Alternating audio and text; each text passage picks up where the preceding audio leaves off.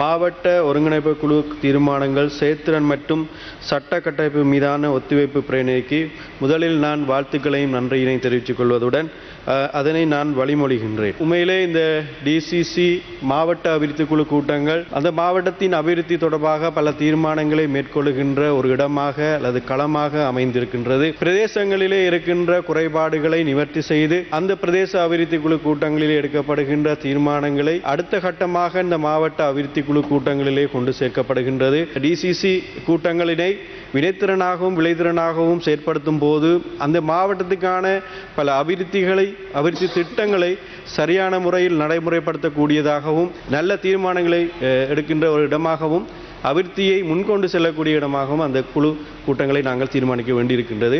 மக்களுக்காக மக்களுடைய பிரதிநிதிகளாக வந்த நாங்கள் மக்களுக்கு சேவை செய்ய வேண்டிய அந்த பிரதேச சபைகளை நாங்கள் கைப்பற்றுவதற்காக சில உத்திகளை கையாண்டுமே தவிர எவ்வாறான கட்சிகளோடு கூட எவ்விதமான டீலும் எங்களுக்கு இருக்கவில்லை.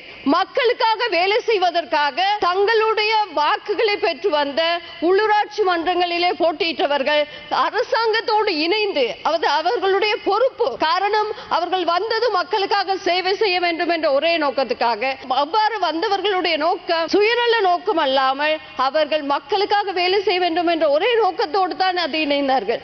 நாங்கள் இந்த டிசிசி சொல்லல டெவலப்மெண்ட் டிஸ்ட்ரிக்ட் கோஆர்டினேட்டிங் கமிட்டி என்ன தெரியுமா இதுல ப்ராப்ளம்?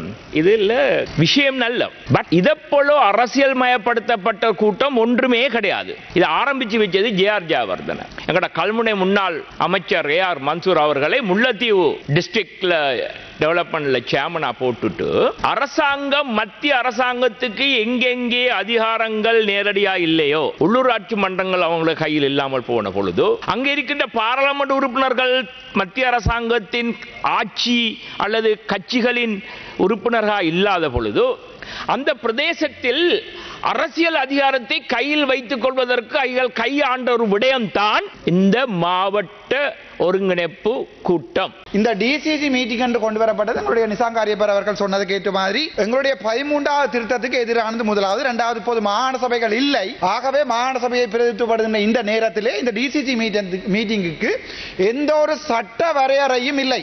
மாகாணத்தில் இருக்கின்ற ஒரு கேபினட் அமைச்சர் அவர்கள் பிரதிநிதித்துவப்படுத்துவார்கள். ஆம், உண்மை. எங்களுடைய கேபினட் அமைச்சர் சந்திரசேகர் அவர்கள் பிரதிநிதித்துவப்படுத்துகிறார்கள், நான் ஏற்றுக்கொள்கிறேன். இரண்டாவது, அந்த டிசிசி மீட்டிங்குக்கு ஒரு பாராளுமன்ற உறுப்பினர்கள் சில பேர் வருவார்கள், சில பேர் வரமாட்டார்கள். அரசாங்கத்தில் இருந்தும் பாராளுமன்ற உறுப்பினர்கள் வருவார்கள். நல்லபடியும் ஏற்றுக்கொள்கிறோம். அங்கே என்ன கதைக்கிறோம், அங்கே என்ன முடிவுகள் எடுக்கிறோம், அந்த முடிவுகள் அமுல்படுத்தப்படுகிறதா, சட்டம் இருக்கிறதா என்று கேட்டால்